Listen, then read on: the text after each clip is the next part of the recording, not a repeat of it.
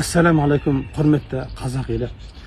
Баршаңызға Алла разы болсын. Кеше отбасымызда қайғылы жағдай болғанда баршаңыз қолдап, ыстық лебіздеріңізді білдірдіңіздер. Ескерте кететін нәрсе, баршамызға белгілі, әлемде қазір індет жүріп жатыр.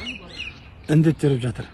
Бұл індеттен баршамыз өзіміздің жақындарымызды, туыстарымызды аманат қалуға тырысуымыз керек.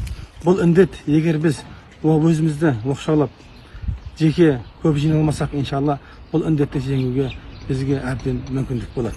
Ал егер адамдар шоғырланып жиналатын болса, Құдай сақтасын, бұл өршіп барады.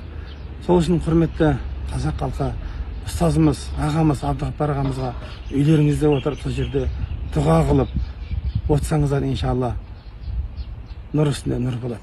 Себебі дұғаны баршамызға белгілі, қай жерде болмасын жасайтын болса, Алла субхана ва тағала оны қабыл етеді. Мархумға, тиісті адамға оны жеткізеді. Ең маңыздысы ықыласта, шынайы дұға болса болды. Алла баршаңызға разы болсын. Алла тағала мына індеттен қазақ елін, бүкіл ислам әлемін сақтасын. Алла баршамыздың отбасымызға амандық, тыныштық, берекетін берсін. Ассаламу алейкум ва рахматуллахи ва баракатух. Aşın, ben ustazdım, joldaşımlar, kim bozlar?